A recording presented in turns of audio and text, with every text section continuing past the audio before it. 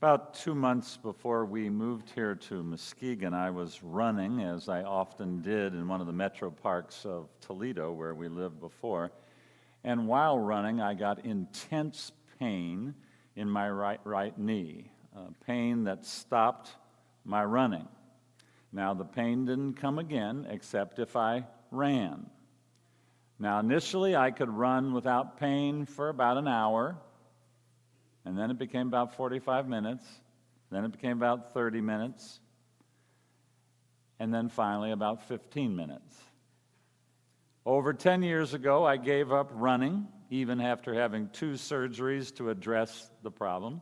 I absolutely loved running, and I miss it terribly. My heart, I have to say, sometimes sinks when I watch other people run. Well, Bill, welcome to the world of the law of entropy, the law of deterioration. Earlier this year, a visit to my primary care physician resulted in me being diagnosed with asthma. Frankly, I didn't believe the diagnosis, and the doctor was a bit surprised by it. I wanted further proof of the veracity of the diagnosis, so I had some more elaborate testing done, and sure enough, I have asthma. And you know me, I have done almost all the things right. I have been involved in endurance sports for 30 years. I can hold my breath underwater longer than most people, and I can sustain notes longer than most folks. Welcome to the world of entropy, the world of deterioration. And I don't appreciate it one bit. It threatens what I like to do.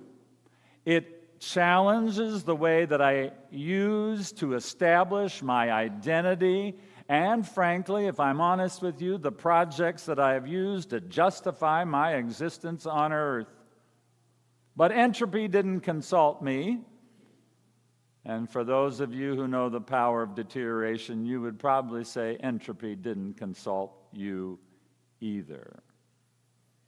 Today's readings, especially from Malachi and the gospel reading from Luke, are all about entropy. They're all about deterioration.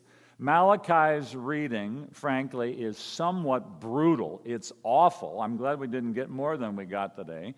Malachi tells us that the day is coming, burning like an oven, when all the arrogant and evil doers will be stubble, will disintegrate, not leaving anything that will enable life to regenerate.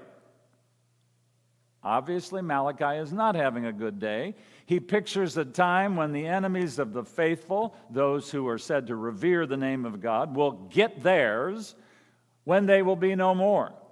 Now, honestly, I don't find this particularly helpful, but it is the gift of the lectionary today.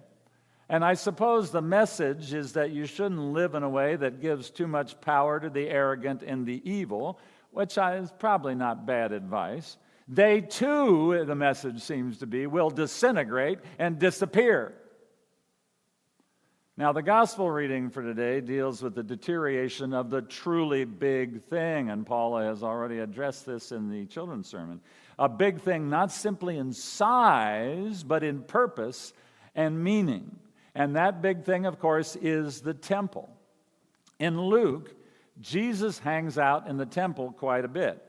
He was just in the temple watching a poor widow put a couple coins in one of the offering boxes. Now, at the prompting of some, he's reflecting on the nature of the temple and what's going to happen to it. The folks he is speaking to are overwhelmed by the grandiosity, by the beauty and the majesty of the temple. Wow, what great things people have done in the name of God. What beautiful, wonderful things. This temple is beyond incredible. And Jesus, who's sometimes a bit of a downer, says, yeah, maybe. But the day is coming when not one stone will be left upon the other. All will be thrown down. Even the prized temple will participate in the law of entropy. Even the prized temple will deteriorate. Now, can you imagine what the listeners thought when they heard that disturbing comment? Can you imagine what Americans would say if they were to hear this American empire is going to deteriorate, become a part of the annals of history? Oh, no, we would respond. You see, some things are eternal, some things integral to our identity and our need to justify ourselves cannot disintegrate. No, Jesus says, even the temple will come and go. Now, as I was preparing for this sermon, and Paul is right, these readings are just brutal today. As I was preparing for this sermon, I decided to look at the previous sermons that I preached on this passage. I don't do that very often, but I did that this week. And I discovered that the reading from Luke that I'm preaching on showed up shortly after 9/11.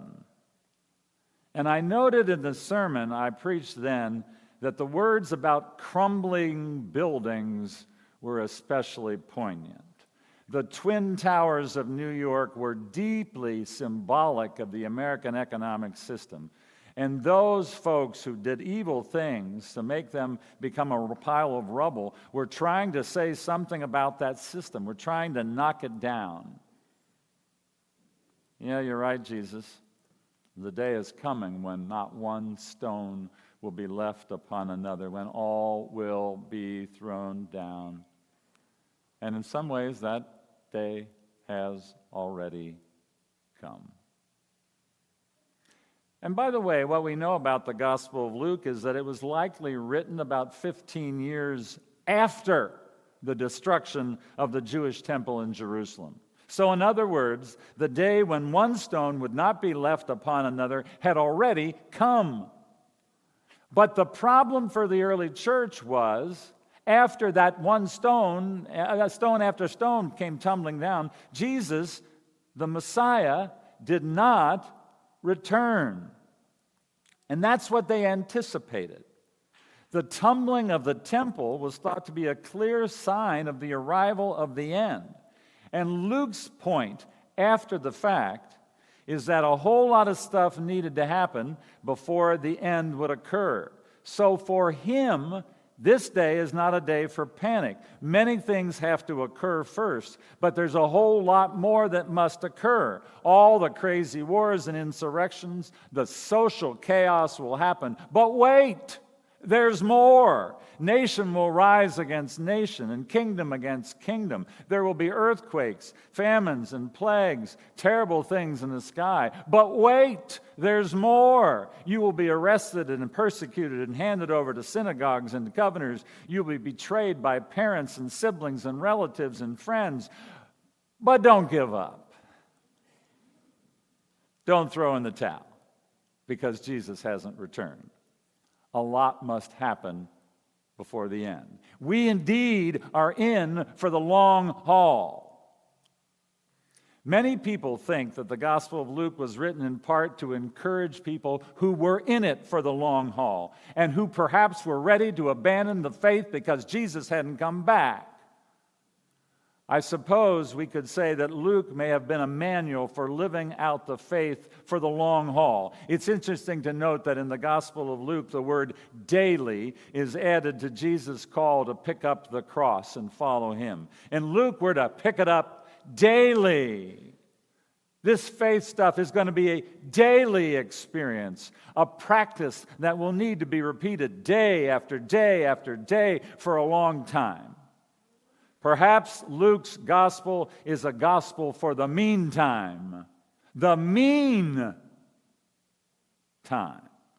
The time that can be so long and sometimes so mean. And we're living in such a time. We are living in a time between destruction and redemption. We're living in an ugly time, a time of entropy, a time when it is clear that life isn't always what it should be, when daily we are reminded of deterioration, of life's fragileness, and sometimes even of life's cruelty. And so how do we live? And I think this is what Luke is asking. How do we live in such a time? What shall we do, as songwriter Ray McKeever says, between the times? I think this is what Luke wants us to mess with. How do we live life when deterioration is real and the end of the deterioration seems far off? The words of Luke's Jesus in response to that question are telling, but I got to say they're also terribly unsettling.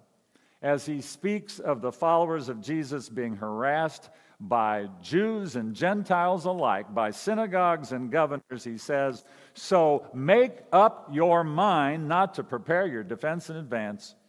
You'll be given what you need." What? I grew up in conservative Cincinnati where we prepared for just about everything. Be intentional about not being prepared. Be prepared not to be prepared. Be intentional about not being defensive. Come on now. Much of our life is about preparation and the control that comes from it. Much of our life is about defending ourselves. If we don't map it all out, there's going to be a huge mess, I was taught, and I taught my kids that. Who is going to win the argument if we don't know what we're going to say in advance? Who is going to defend us if we don't defend ourselves? How do we live in light of deterioration and entropy? Well, Jesus says, as he too often says, we live in trust. It is trust that will give us endurance for our souls. And in the midst of Jesus urging us toward trust, he speaks a word of gospel, a word of good news. After he says, "You'll be hated by all because of my name," he claims, "but not a hair of your head will perish." Now, I find this particularly comical because Jesus has just said to his disciples, "They will put some of you to death."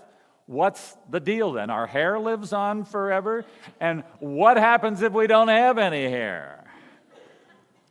Oh, I suspect that Jesus' words are a colorful way of saying that ultimately, our hands, our lives are in God's hands. Even in death, our worth in the eyes of God is not taken away. Even in the midst of deterioration, we have eternal value in the heart and mind of God. So, we don't need to live by controlling everything. Good luck with that anyway. We don't need to live anticipating, calculating everything, and defending ourselves at every opportunity. We can live by faith, by trust. Yes, deterioration, rubble, they're really real. But there is something truer than the rubble. Jesus' life and body became rubble. He was crucified. But I think you know the story didn't end there. God raised him from the dead. It ain't over until God speaks the final word, and the final word from God always is life. Amen.